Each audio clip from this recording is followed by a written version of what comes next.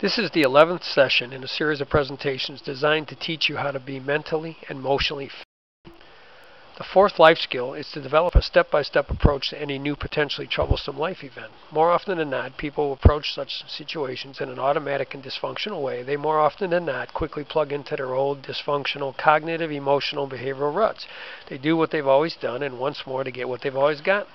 They generate more emotion than is necessary or helpful and behave in some way that makes their life worse instead of better. We noted in the beginning that a problem health educators must contend with or deal with is that people don't often do what they know is best for them. A computer is a good metaphor for understanding how people can do things that aren't good for them even when they know better. A computer's hard drive can store vast amounts of data of all different kinds. Text or graphics can fly across a computer screen so fast that they can't be read or seen. However, there can only be a certain amount of text, data, or graphics on a screen at a time. Likewise, the human brain can store vast amounts of advice, facts, and information, past experiences, the knowledge of potential consequences, and morals and values someone has acquired during their life. These things can fly across the proverbial screen in someone's head so fast as to be indiscernible, like text flying across a message board at such a high speed that the messages can't be read.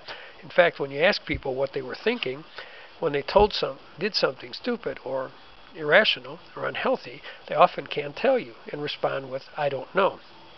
However, there can only be one thought on a proverbial screen in their head at any given time. The question then becomes, what is on that screen in their heads when they generate more emotion than is necessary or helpful and act in ways that make their life worse instead of better? If it was good advice, the facts and information they receive from others, or their own and others' past experiences, or the potential consequences facing them, or their personal morals and values, they would probably behave in healthier, more rational and acceptable ways. The problem is that we all have a host of what Dr. Ellis called automatic irrational beliefs about ourselves, others, and life stored in our memories as well. And these often end up on our screens instead of all those other things, causing people to generate a dysfunctional amount of emotion and to behave in unhealthy, irrational ways. I like to use a sports metaphor to help explain why simply giving out advice and information may not be enough, no matter how well we do it. Anyone who has ever competed in football or basketball knows you need an offensive and defensive game plan going into a game. Giving advice is basically our offensive game plan. It's what we would like someone to think, feel, say, and do when they have to make lifestyle choices or behavioral choices at crucial times in important situations.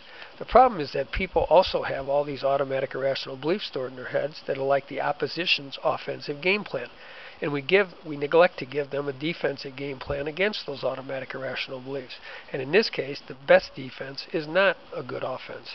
We need to scout the opposition and identify what these automatic irrational beliefs might be in a situation, just as coaches scout an opposing team ahead of time to see what plays they run.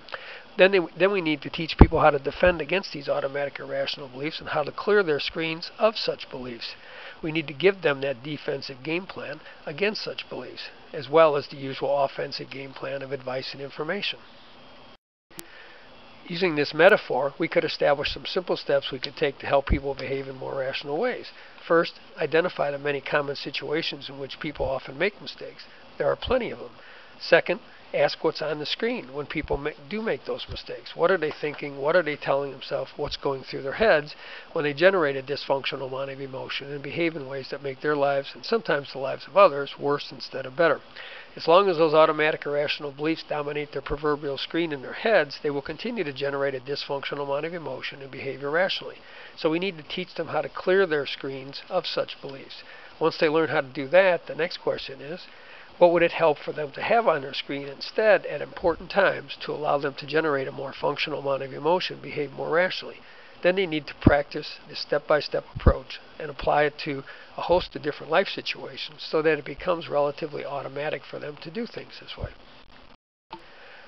Dr. Ellis developed an analogous set of steps. As noted earlier, they are: A stands for the activating event, B for the automatic irrational belief someone has about the event or themselves, others, in life. C is for consequences, or what someone ends up feeling and doing as a consequence of what they think or believe about the activating event, themselves, others, in life. D stands for disputing or questioning and challenging their automatic irrational beliefs. And finally, E stands for what Dr. Ellis called effective coping statements someone could tell themselves to help them cope or deal better with what happened and generate a more functional amount of emotion. Step D is that defensive game plan that is so often missing in our approach to health education. The goal of these steps was to help someone get into a better cognitive and emotional place in order to respond to life instead of react to it, and to free themselves to make the best possible behavioral or lifestyle choice for themselves and others. Activating events can be external or internal, real or imagined. Sometimes imagined events are the bigger part of the activating event. People can get just as upset about imagined events, about things that happened earlier, that haven't happened yet, and that may never happen, as they can about real events. It's important to identify all the imagined events. For example, earlier we talked about the example of a girl and guy arguing about whether to have sex or not. The real event is the arguing and fighting. The imagined events could be he'll break up with her, he'll go out with someone else, he'll do something with them instead of her, he'll spread rumors about her, others will believe him, no one will want to go out with her, and she'll end up all by herself. In step C, an REBT therapist might ask simple questions like, how did you make yourself feel when that happened, and what, if anything, did you do because of how you made yourself feel? Notice we wouldn't say, how did that make you feel, or how did what someone else said or did make you feel, but how did you make yourself feel? Now, sometimes you can start with a feeling or behavior and work your way back to the activating event. In session 3, we listed some simple questions someone could ask themselves or others to help them evaluate their own thoughts, feelings, and actions with respect to their life goals. These are called functional disputes. In other words, they ask someone or themselves to judge just how functional their thoughts, feelings, and actions are with respect to achieving their goals. One of those questions could be, did feeling that way or doing what you did make things better or worse? Since the answer is usually worse, it's often a good time to ask some of the other functional disputes. For example, what do you really want? And did what you felt and what you did because of that get you what you really want?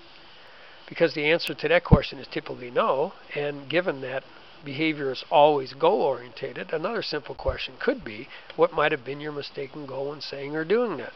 If someone doesn't understand what you mean by mistaken goal, you could explain the concept and list the common mistaken goals and let them pick one or more. Step B is the more important of the first 3 steps. It goes by 2 names. One is thought catching, which is a reference to the fact that thoughts typically fly through someone's head so fast that they are often relatively or even completely unaware of what they are. The other name is turning public or private talk into public speech, a reference to the fact that many things happen because people keep secrets about how they think and feel, and what doesn't come out in their words often comes out in their behavior. Someone's beliefs are the key to everything because thoughts cause feelings, not events, and attitude is the father of behavior. Some simple questions an REBT therapist might ask to help identify someone's beliefs or help them identify their own beliefs would be, what were you thinking, what were you telling yourself, and what was going through your head at the time when you felt the way you did, made yourself feel the way you did, and behaved the way you did. If a therapist comes up empty after asking those questions, they might say, what would you have to tell yourself to make yourself feel that way, or to do what you did? If the person was still struggling to come up with some possible thoughts, attitudes, or beliefs, the therapist might often even give them some possibilities to choose from by asking, did you hear yourself saying, filling in the blank with some common automatic irrational beliefs? It'd be like giving a witness to a crime a lineup to pick from. Most people would find it difficult to draw a picture of a criminal they saw commit a crime, but could probably pick them out of a lineup. So can people often recognize their automatic irrational beliefs when presented with them, even when they can't verbalize them on their own. Remember that Dr. Ellis theorized that there are 4 basic types of automatic irrational beliefs, and that if you have one, you will have the other 3. Remember also that you can make demands of yourself, others, and life, and who or what you make demands of determines which feeling you end up with. We can use this to work backwards from a feeling someone has to help identify what their beliefs might be. To brainstorm demands, you can use a simple chart like this one to approach brainstorming in a more methodical way and increase your chances that you'll get all of someone's beliefs identified. For example, if the feeling a person has is anger, they'd be making demands of others that don't get met. So we'd combine the pronoun he, she, they, or you with the verb phrases on the left one at a time, and then try to complete the resulting statements as many ways as we could. These are called hot thoughts because they'd make someone mad. For example, let's say you're a parent and you made yourself angry because your child talked back to you. These are some examples of what you might be telling yourself to make yourself angry. When people are angry and have the mistaken goals of power and control and/or revenge, they often make demands of themselves like the following. Making such demands of ourselves explains why we might do things to someone even when we know it won't help and will probably just make things worse. When we think this way, it's hard not to. Anxiety can come from making demands of ourselves before some event, so we'd combine the pronoun I with the verb phrases on the left of that chart and try to complete those statements in as many ways as possible. For example, if someone had a big test tomorrow, they could generate a lot of anxiety by telling themselves things like the following. As noted in an earlier session, when people generate anxiety, they often are telling themselves they have to do something or that they can't let something bad happen. If a test didn't go as well as someone would have liked, they could generate shame or guilt by thinking things like the following. As noted earlier, we often jokingly say people are shooting on themselves when they generate shame and guilt. Loneliness can largely come from shooting on yourself as well. It doesn't come from just being alone. It comes from what you think about being alone. These are some things people could say to themselves to make themselves feel lonely.